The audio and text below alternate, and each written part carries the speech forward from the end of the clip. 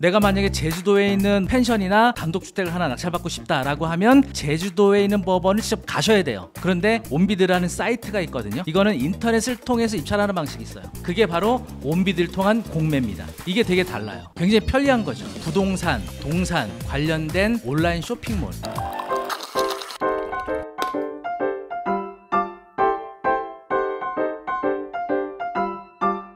돈 벌려고 하면 지식 갈증이 많이 느껴지시죠? 이럴 때 저희가 우려 내려드리는 아주 시원한 경제 지식 한 잔 하고 가시죠. 어서 오세요. 경제살롱의 진행자 박재민입니다. 오늘은 경매를 집중적으로 파보고자 전문가를 모셔봤습니다. 자, 박철호 원장님을 모셔봤습니다. 어서 오세요. 네, 안녕하세요. 반갑습니다. 네. 저 어제 밤에 거의 잠을 못 잤어요. 아, 그러셨나요? 막 유튜브 막 찾아보고 네. 막 다시 한번 막 경매 막 온비대 들어가가지고 막 야 이런 물건이 있네 막 보면서 막 흥분. 네. 근데 저도 왜냐하면 경매, 공매 이런 거를 한 대학 때부터 봤던 것 같아요. 네. 이런 게 있구나. 근데 거의 20년 가까이 봐왔지만 잘 몰라요 아직도. 그래서 오늘 저희가 좀 세세하게 여쭤보도록 하겠습니다. 네. 경알못. 네. 네.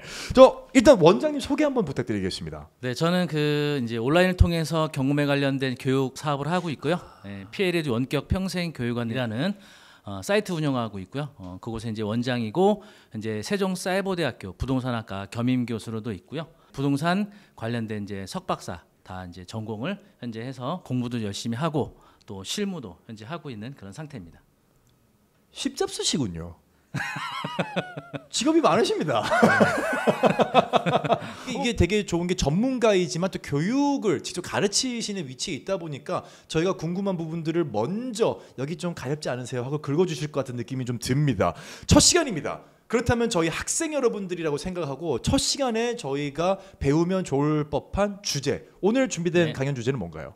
일단은 이제 많은 분들이 잘 알고 있는 경매 또 소개를 해드리지만 또 공매라고 있습니다. 공매가 있죠. 네, 그래서 이제 많은 분들이 경매는 사실 많이 알고 있어요. 네, 그렇죠. 근데 의외로 공매에 대해서 되게 생소해하시거든요. 네. 그래서 경매와 공매의 차이점도 소개해드리고요. 또 실제 경매로 낙찰됐던 사례, 그리고 공매로 낙찰됐던 사례, 요걸 좀 혼합해서 좀 설명을 드리면 처음 들으시는 분들도 재밌게 들으실 수 있을 것 같습니다. 네. 공매는 사실 우리가 흔하게 쓰는 단어는 아니란 말이에요. 네. 근데 경매랑 공매랑 비슷한 거는 뭔가 알겠어. 둘 차이는 뭔가요? 가장 큰 차이는 경매는 이제 민사집행법이라는 절차를 따르고요. 그리고 법원에서 매각을 진행합니다. 이제 우리가 쉽게 말하면 이거죠. 우리가 아파트 사면서 담보대출 받잖아요. 네네. 그럼 이제 우리 집 부동산 등기부분에 근저당이 설정이 돼요. 그렇죠. 근데 우리가 이자나 원금을 못 내면 은행에서 뺏기는 거죠. 경매를 신청하죠. 네네. 그게 이제 법원으로 매각되는 절차가 경매가 되는 그게 거죠. 우리가 알고 있는 경매죠. 네. 또는 아는 지인한테 돈 빌려줘 본 적 있으세요? 최대한 안 하려고 하고 있습니다. 돈을 빌려줬는데 만약에 안 갚는다. 그러면 법원에 소송해서 판결받아서 경매도 신청할 수가 있어요.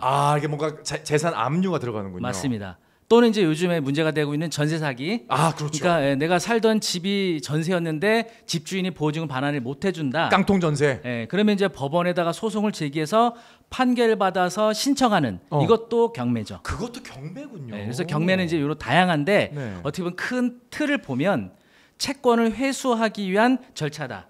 이렇게 보시면 되죠. 은행에서 채권을 회수하기 위해서, 빌려준 돈 받아내기 위해서, 전세 보증금 받아내기 위해서 신청하는 절차라고 보시면 돼요. 그렇군요. 그렇게 해서 어떻게 담보로 잡혀 있는 물건이나 그에 상응하는 가치의 재산을 압류를 해서 공공에게 매도를 하면서 이제 환수를 하는 그런 과정이 경매라고 하면 공매는 뭔가요? 공매는 이제 법원 경매 온비드 결정적인 차이점이 입찰 방식이거든요.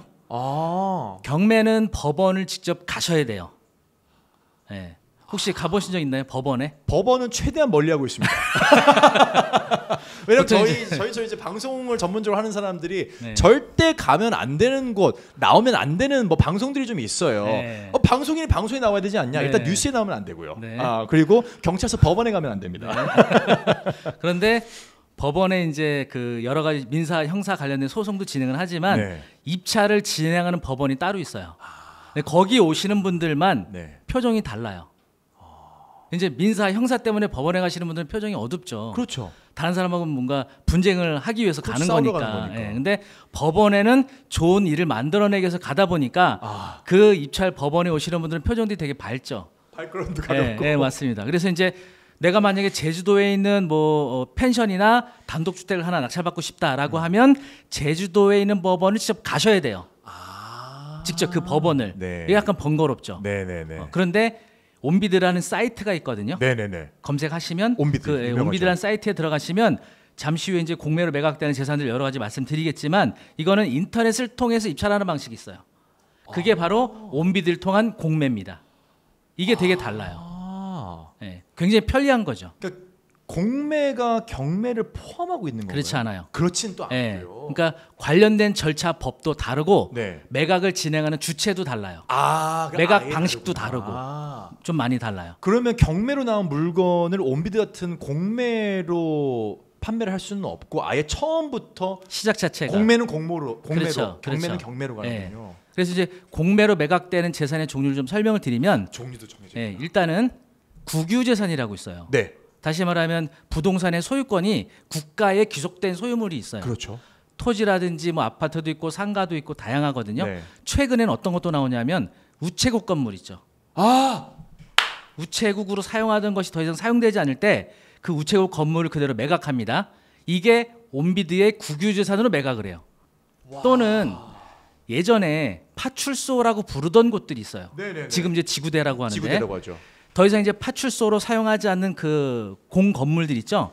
이런 것들 역시 온비드를 통해서 매각을 하죠. 네. 이런 것들이 다 국유재산이에요. 국유재산들. 그래서 이제 우체국을 낙찰받고 그거를 컨셉을 그대로 살리면서 카페로 운영하시는 분들도 있어요.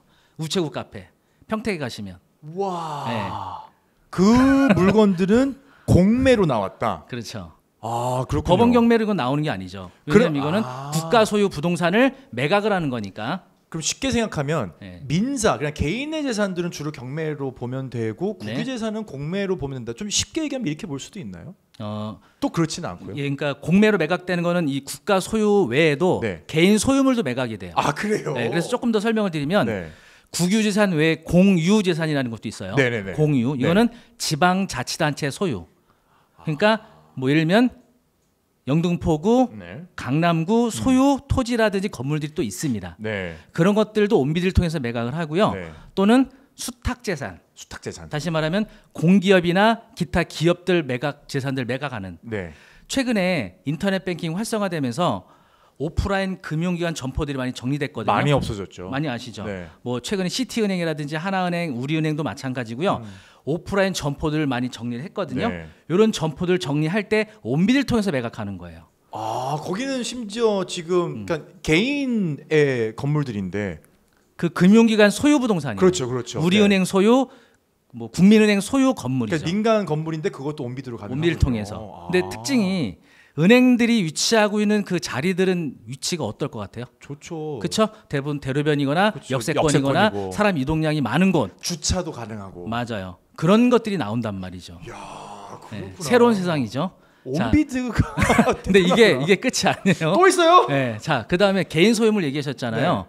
우리가 살아가면서 뭐 이제 세금을 이제 내야 될 것도 되게 많잖아요. 네. 세금 많이 내고 계시죠.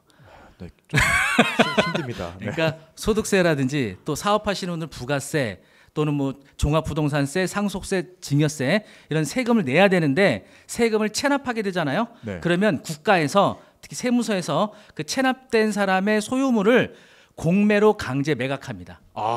여러분 저는 성실하게 내고 있습니다. 저는 네. 뺏길 거 없습니다. 네, 그렇죠. 그런데 이제 뭐 여러 가지 뭐 사업이 안 됐다든지 뭐 그렇죠. 그런 여러 사유 때문에 세금을 체납하게 되면 국가기관에서 체납자 소유물을 압류해서 아이고야. 온비드란 사이트를 통해서 매각을 하죠. 그렇게도 진행이 네. 되는구나. 그래서 이제 공매는 어떻게 보면은 경매하고 시작점은 다르지만 네. 약간 그 비슷한 방식이 있는 거죠. 네. 근데 재산의 종류는 또 되게 다르죠. 다르고. 이게 나오는 원인 자체가. 그렇군요. 그렇다면 한마디로 온비드를 정의한다면 온비드는 어떤 곳인가요? 부동산, 뭐 기타 동산 관련된 온라인 쇼핑몰 보시면 돼요. 우리가 이제 쇼핑몰 쿠팡이나 네. 이런 이제 쇼핑몰 통해서 여러 가지 것들 구매하잖아요. 네. 온비드는 부동산도 있었고 네. 또 뭐 이제 우리가 일상생활에서 필요한 것들 많이 있잖아요. 뭐 이런 마이크, 네. 또 뭐 스마트폰, 아, 뭐 노트북, 그런 동산들도 예, 그리고 금 좋아하세요? 금이요? 뭐 있다면 좋아하겠지만 제 수준에 금이 하나도 없어서. 이런 것들도 다 온비드로 매각합니다. 그렇구나. 예, 그러니까 우리가 중고물품 거래하는 곳이 이제 최근에 네. 이제 당근이라는 것이 많이 당근 많이 이슈가 쓰죠. 되고 있잖아요. 온비드에도 당근 못지않은 중고물품들이 되게 많아요. 그래요? 네. 저는 왜냐면 온비드 어플리케이션을 쓰거든요. 아, 쓰고 계세요? 그런데 온비드에서 네. 그런 조그만 네. 이런 물건들이 있는 건 있어요. 몰랐어요. 동산 그 공매 검색으로 가시면 이런 다양한 물품들 검색하실 수 있어요. 근데 이게 왜 나오냐면 원인이 네, 역시 세금 체납한 사람, 그렇죠. 그 주택에 가서 압수한 다 물품들도 가져오는 있고요. 거죠. 네. 또 우리가 지하철에서 위에다가 노트북 올려놨는데 잠든 경우 있죠. 아. 그랬다가 유실물들. 몇 년 동안 안 찾아가면 그게 맞아요. 사실 이것도 국가에 예, 귀속이 되죠. 맞아요. 이것도 이제 국내로 매각한다든지 또는 이제 국가나 공기업에서 사용하던 물품들 네. 더 이상 사용하지 않는 것들을 매각합니다. 이게 정말 다양해요. 재밌다. 네. 진짜 온비드 재밌다. 네. 저는 온비드를 하면서도 전혀 몰랐네. 그러니까 네. 이래서 예. 배워야 돼. 이래서 박철호 원장님을 모셔봐야 돼요, 저희가. 그러면 혹시 최근에 저희가 좀 뭐 기사로 봤을 법한 누구나 알 법한 경매나 공매 좀 사례가 있나요? 많죠. 많아요. 예. 근데 이제 많은 분들이 경매하면은 걱정들 많이 해요. 너무 뭔가. 위험한 거 아니냐. 네. 또 이렇게 얘기하시는 분도 있어요. 망해서 나온 집인데 그거 낙찰 받으면은 기운이 안 좋은 거 아니냐. 그렇죠. 그런 걸 왜 사냐. 네. 이렇게 생각하시는 분들이 있는데 혹시 그 재민님도 그 이제 방송 생활 하셨으니까 네, 네. YG 그 양현석 대표님 보신 적 있나요? 그럼요. 네. 네, 뭐 개인적인 친분은 네. 없지만 네. 뭐 소속 아티스트들도 지인들이 많고 예. 그 사옥이 지금 합정동 합정동에 네, 있잖아요. 엄청나게 크잖아요. 그게 경매로 나왔던 물건을 낙찰 받으셨던 거예요. 모르셨죠? 얘기 안 해주셨어요? 그거 산 거 아니었어요? 네, 제가 한번 보여드릴게요. 경매였어요? 네, 맞아요. 그러면은 자료 한번 볼까요? 네. 네. 자 이제 화면 보시면 지금 되게 허름하잖아요. 웬 여관이 있네요. 네, 그렇죠? 네, 네. 이런 거 투자하면 어떨 것 같아요? 투자 가치가? 자, 저 뭐 우리- 일단은 네. 저 부지를 봐야겠죠. 네. 입지 조건 저 네. 뭐 주변에 그러니까 상권 만약에 이제 뭐 근린 생활인지 좀 봐서 네. 상권을 네. 지을 거냐, 주거를 지을 거냐, 1종, 2종 따져봐야겠지만 지금만 네. 딱 봤을 때는 네, 느낌은 하고 싶어요? 하고 싶지 않아요? 전 느낌 좀 센데요. 그렇죠. 네. 그런 약간 느낌 가질 네, 수가 있는데 여관 자리이고 그렇죠. 지금 또 되게 좀 그렇게 넓어 보이지도 않고. 그렇죠. 네. 자, 여기가 아이고 여기거든요. 어? 위치가. 저 저기 어디야? 네, 자 익숙한 곳이죠. 양화대교 앞에? 네. 그 발전소 있는 그쪽? 자, 자 보세요. 이게 감정가 26억이었던 것을 네. 2006년도에 3명이 응찬해서 28억 1,100에 낙찰 받은 물건이에요. 자, 오케이. 그런데 네. 2006년에. 낙찰 누가 받았냐? 우리 YG 양현석 대표님이 낙찰 받으신 거예요. 2006년에? 예. 그래서 낙찰 받으신 다음에 그래요, 저거. 여관 멸실하고 이걸 지은 거예요. 이 YG 945억 전에 저 여관 건물이 있었던 겁니다. 이 자리에. 와. 그랬다가 뭐 다 아시겠지만 최근에 옆에 신사옥 지은 거 아시죠? 네, 네. 그래서 이 어떻게 보면 이제 우리 YG 엔터테인먼트가 우리 K-팝이 전 세계적으로 큰 이제 여러 가지 역할들 많이 하셨잖아요. 그래서 저도 이제 강의할 때 요 사례를 설명하면서 K-팝의 역사의 시작은 경매였다라고 제가 이제 말씀 많이 드리죠. 여러분 우리 이제 양현수 대표님이 네. 부동산에 관심 많으신 거로 제가 알고 있거든요. 네, 그래서 네, 네. 이제 일반 뭐 매물로 그냥 사신 것들도 있지만 YG 그 9, 4억 원래 이 4억 자체가 경매로 나왔던 것을 낙찰을 받으신 거다. 네. 사실 합정동이 위치가 진짜 괜찮잖아요. 네. 근데 그걸 2006년에 이미 네, 네. 그거를 경매로 맞아요. 그리고 저 건물을 근데 이분보다 더 놀라운 분이 있어요. 또 있어. 야, 또 있어. 누가 있어요? 자, 요 건물 아세요? 잠깐 저기 어디야? 여기 양재역 2번 출구입니다. 양재역 사거리네. 양재역 2번 출구. 네. 네. 저쭉 올라가면 이제 강남역이 나오는 거죠. 지금 이제 남단에서 북단으로 올라가는 길입니다. 맞아요. 자, 위치 바로 여기입니다. 저기 어딘지 알아요. 네, 아시죠? 네. 네. 자, 이게 1999년도 오래전이죠. 이때 우리나라 IMF 때였죠. IMF 왔을 네. 때죠. 감정 가격이 38억이었는데 네. 두 번 유찰됩니다. 그래서 안 팔리지. 그때는 안 팔려. 예, 그때는 워낙 어려운 시기였으니까 28억에 낙찰이 됐어요. 와, 네. 지금 사실 화폐 가치로 환산하면 진짜 아파트 강남의 아파트 한 채 값. 비싼 거 한 거죠. 채인데. 예, 근데 이 당시 때 28억에 저 건물이 경매로 낙찰이 됐는데 네. 낙찰 아주 잘 아실 거예요. 낙찰 받은 사람. 또 많이 이제 그 만나셨을 겁니다. 바로 서장훈 씨가 받은 겁니다. 와, 진짜로. 와. 진짜로? 이거 언론에 많이 나왔던 물건이에요. 아, 그래요. 아, 네. 이게 서장훈 형님이 얘기하는 네. 양재동의 건물 저기구나. 맞아요. 근데 얼마 전에 보도 기사에 이게 봤어요, 450억 됐다고. 이 기사 봤어요. 예, 28억에. 그때 아마 운동하셨을 때 낙찰을 받으셨던 물건으로 알고 있어요. 예. 그리고 이제 서장훈 씨 이제 제가 계속 이제 부동산 관련된 저도 조사를 해보니까 이거 네. 외에도 경매가 아닌 다른 매물들 더 많이 취득해서 오. 여러 개 갖고 계시더라고요. 네. 근데 어쨌든 서장훈 씨도 이제 부동산 투자의 시작이 경매였다는 네. 거죠. 여러분, 그 농구 얘기 나와서 말인데 서장훈 우리 전 농구 선수가 여러분 저기 개그맨 출신이 아닙니다. 이분이 농구 선수로 뛰었던 리그가 KBL 리그거든요. 근데 이 KBL 사옥이 신사역에 있는 거 아세요? 그 KBL 사옥을 KBL이 경매로 샀습니다.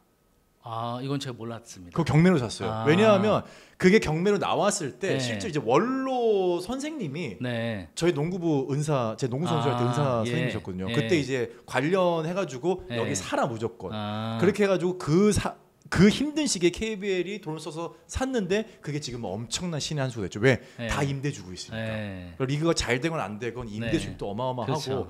야, 이게 경매가 예. 야, 알고 보니까 주변에 있는 분들이 경매 다 하고 계셨던 거예요. 아, 나만 몰랐어. 뭐 내가 원비들 지금 몇 년을 했는데 뭐 나만 몰라. 에이 진짜. 아, 자, 오케이. 네. 자, 그러면 흥분을 좀 내려놓고 어차피 우리 이제 배우러 왔으니까. 네.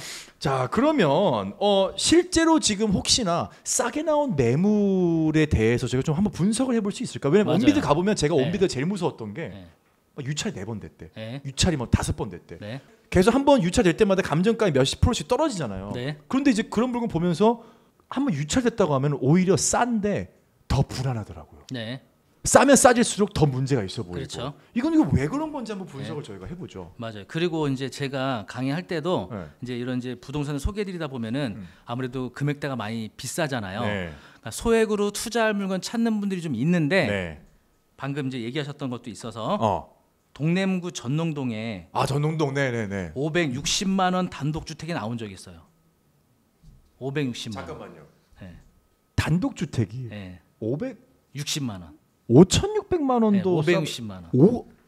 우리 그 뭐 어떻게 보면 이제 여성용 명품 가방 어. 한 뭐 이거 구찌 가방 정도 되는 값으로 두 가지 생각이 듭니다.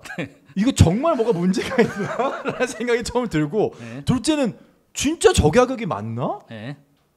근데 저 가격이 네, 맞고 맞아요. 이게 어떤 물건이고 어떤 사유로 저렇게까지 떨어지는 건가요? 네. 위치는 바로 여기입니다. 아, 나쁘지 청량역이 않네. 이제 있고요. 네. 청량역 도보 한 5분 정도 거리에 있는 네. 허름한 저 주택이었는데 네. 위치는 어떨 것 같아요? 이 정도 입지면? 역세권에서 보통 역세권을 뭐 역에서 뭐 한 200m 이렇게 네. 말씀하시기도 하고 하는데 또 청량역 자체가 이제 여러 가지 교통 호재들도 많아서 그렇죠. 예, 이 청량역 쪽으로 관심들이 사실 많아요. 네. 근데 요 청량역 인근에 아까 허름한 주택 보셨지만 요 지역에 가면요. 그 지역에 냄새가 나요. 아. 무슨 냄새 날 것 같아요? 혹시 음식 냄새가 나나요? 아니요. 돈 냄새가 납니다. 아유, 내가 너무 순진했구만. 자, 여기는 바로 전농 9구역 재개발 구역 지정된 곳이에요. 아, 저기가. 청량역과 가까운 곳에 재개발이 돼서 네. 고층 아파트가 들어서게 된다면 네. 투자 가치는 어떨까요? 대단한 거죠. 그렇죠. 네. 그런데 저 좋은 입지의 단독 주택이 560만 원이다. 이거 정말 이상하잖아요. 분석을 해봐야겠네요. 네, 자 분석을 해보는데 네네. 법원에서 공시하고는 감정 평가서를 보니까 560만 원이 맞아요. 네. 근데 문제는 건물만 매각하는 거예요. 토지는 빼고. 아, 그런 경우도 있어요. 네, 맞습니다. 자, 이런 거를 낙찰을 받으면 자, 관건은 이 주택을 통해서 나중에 입주권 받아야 될 거 아니에요. 네. 그러면 토지 없이 주택만 갖고 있으면 입주권이 입주권을 받을 수 있을 것 같아요, 없을 것 같아요? 못 받을 것 같은데요? 받을 수가 있습니다. 그래요? 네. 자, 서울시 도시 및 주거환경 정비조례 보시면 36조에 네.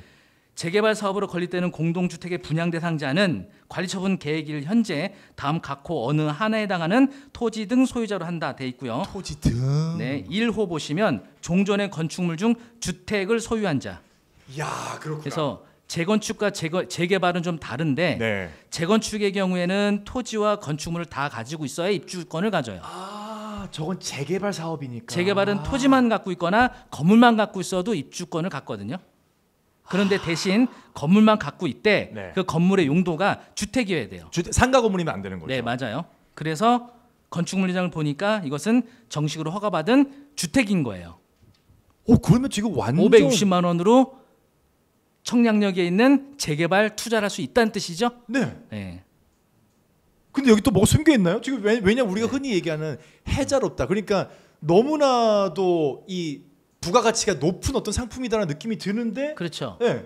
자, 지금 남아 있나요? 저 근데 지금 만약에 결제하고 오게. 이제 이건 이미 낙찰됐습니다. 아이. 자, 네.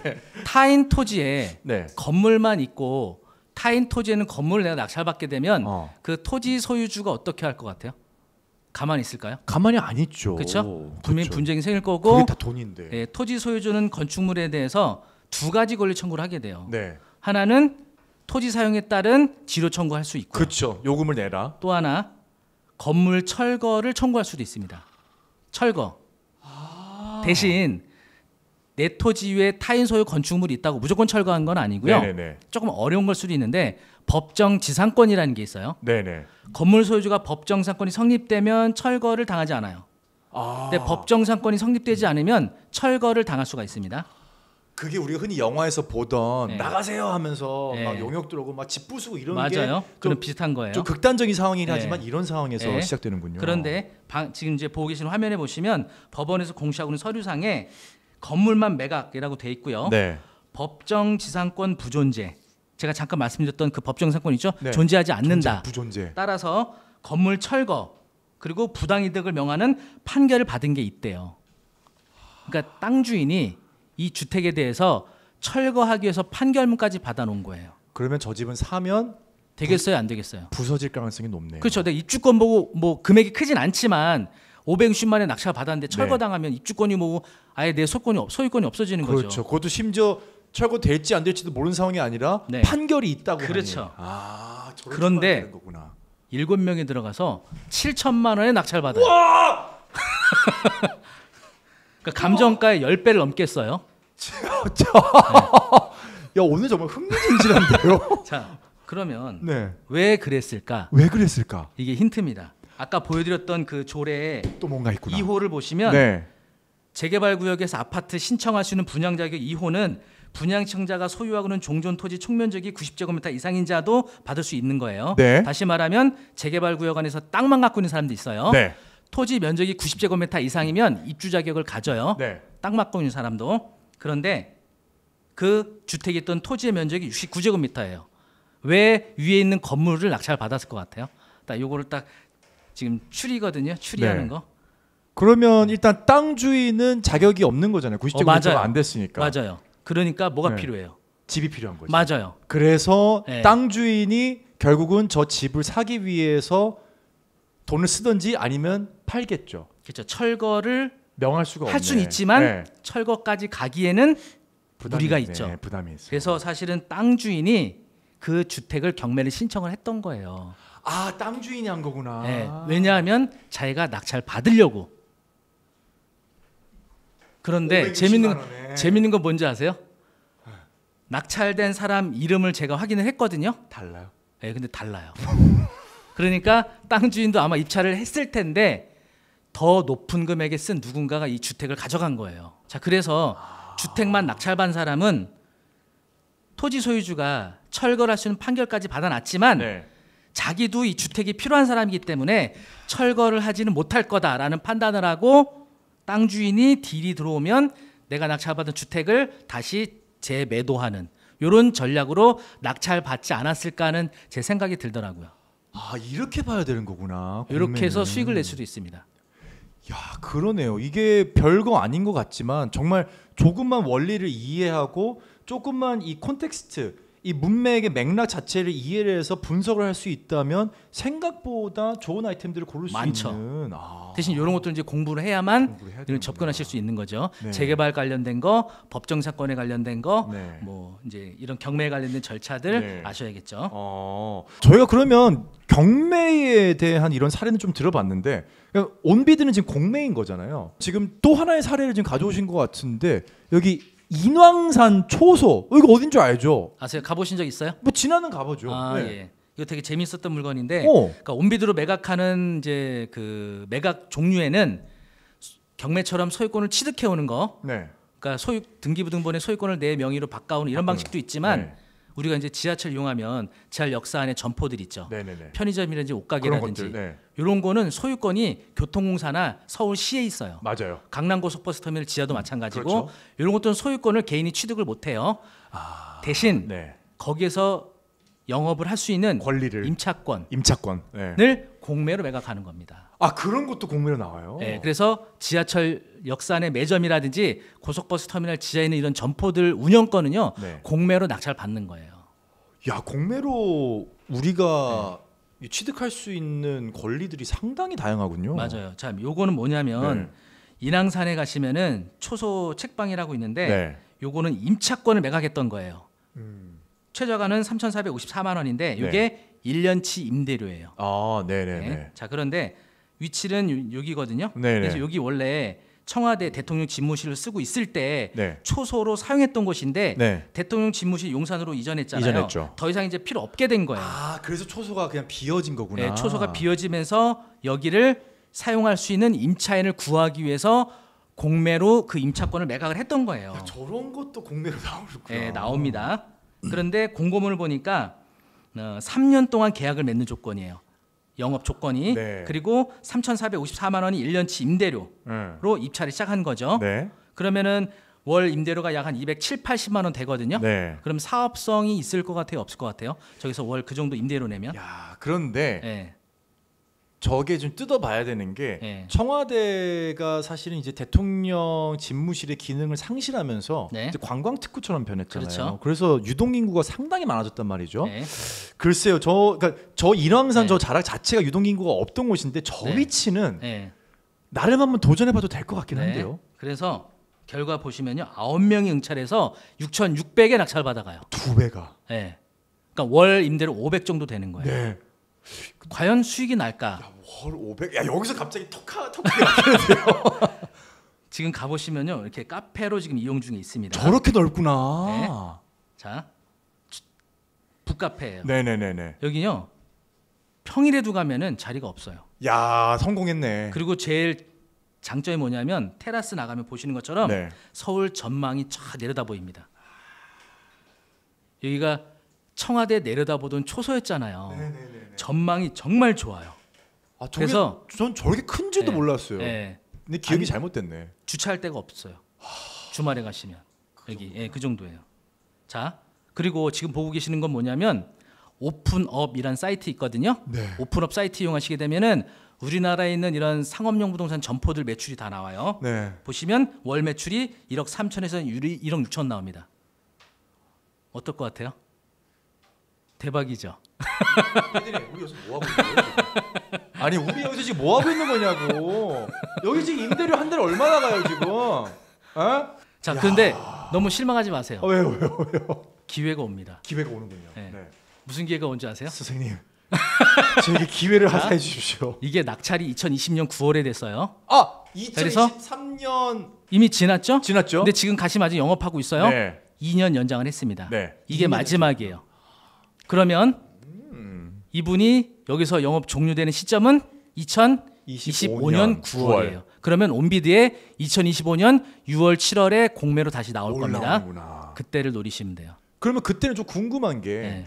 처음 나왔을 때, 그러니까 2020년에 나왔을 때는 3천만 원대 나왔잖아요. 그쵸? 그렇다면 지금 어쨌거나 시세 뭐 주변의 상권도 살아나고 하면 그렇죠. 온비드에 나오는 감정가도 변화가 있나요? 변할 거예요. 아, 좀 올라가서 많이 올라갈 거예요. 아, 그런 감정가도 올라가는군요. 그렇죠. 그리고 그때 9명밖에 안 들어왔잖아요. 왜냐하면 지금은 뭐 초소로 사용하던 것을 카페로 운영했을 때 과연 수익이 날까 의심이 있었을 거 아니에요. 네. 운영되던 것이 아니었으니까. 그렇죠. 그런데 이미 검증됐잖아요. 이제는. 네. 그래서 감정가도 올라가겠지만 다시 한번 나오게 되면 경쟁률과 낙찰가는 예전 2020년도와는 비교할 수 없을 정도로 높아질 가능성은 있죠. 치솟겠군요. 그렇죠. 그래도 뭐 그러면 희망적인 소식이 아니잖아요, 선생님, 원장님. 높이 쓰면 되잖아요. 네, 어우 야 저런 사례까지 있는 걸 보면 온비드가 사실은 지금 저희가 돈이 되는가에서는 내 집 마련의 꿈을 이루고 있는데 온비드를 통해서 그리고 또 이 코너를 통해서 원장님과 함께 내 사업, 내 집 마련이 아니라 내 사업장 마련의 꿈을 이루고자 하는 분들께는 굉장히 좋은 기회의 장으로 쓰일 수가 있겠네요. 네, 맞습니다. 원장님 저는 사실 몰랐는데 굉장히 좋은 일을 하고 계시네요. 네, 엄청 좋은 일 하고 있습니다. 네, 어떻게 보면 정말 왜냐하면 기회가 절실한 사람들에게 네. 기회가 있는 창구를 알려드리고 그리고 이 기회를 이렇게 잡으시면 훨씬 수월하게 시작할 수 있습니다. 라는 어떤 희망 메시지를 던져주시는 거잖아요. 맞습니다. 저희가 나중에 그 네. 관계살롱에서 상 하나 드리겠습니다. 네, 감사합니다. 네, 끝까지 저희와 함께해 주십시오. 자, 경매와 공매의 차이점에 대해서 저희 첫 시간에 한번 자세히 좀 알아봤습니다. 어떤 분들이 이런 경매와 공매를 공부하면 좋을지 마지막으로 한번 좀 짚어주신다면요. 일단은 이제 내 집 마련을 꿈꾸시는 분들도 좋아요. 네. 아파트나 뭐 단독이나 이런 걸 이제 내 집 마련 꿈꾸시는 분들 좋고, 또 사업을 하기 위한 상가, 네. 또 이제 모든 분들의 로망인 아까 이제 뭐 서장훈 씨나 양효석 그 대표님처럼 이런 이제 건물들 네. 이런 것들의 로망을 갖고 계시는 분들은 경매 공매를 통해서 이제 그런 여러 가지 다양한 꿈을 이루실 수가 있죠. 네. 주의해야 될 점이 좀 있을까요? 대신 권리 분석이라는 게 되게 중요해요. 그거 정말 어려운 네, 것 같아요. 네. 그게. 그러니까 이제 뭐 이 물건의 위치, 뭐 역세권, 뭐 앞으로 투자 가치 이런 것도 당연히 봐야 되지만 등기부등본이라든지 또는 법원에서 공시하고 있는 서류를 통해서 내가 낙찰받은 후에 추가적으로 인수해야 하는 권리가 있는지 없는지 이러한 권리 분석에 대한 공부가 필수죠. 네. 자, 저희가 뭐 권리에 관련된 또 이렇게 분석하는 이야기들은 차차 원장님과 함께 자세하게 들여다보도록 하겠고요. 주의하실 점, 그 다음에 또 어떤 분들이 공부하면 좋을지, 그리고 경매와 공매의 차이에 대해서 자세하게 알아보는 첫 시간이었던 것 같습니다. 다음 주가 벌써 기다려지는데요. 네. 원장님과 함께 나눈 이야기는 오늘 여기서 인사드리고 박철호 원장님과는 인사 나누도록 하겠습니다. 감사합니다. 네.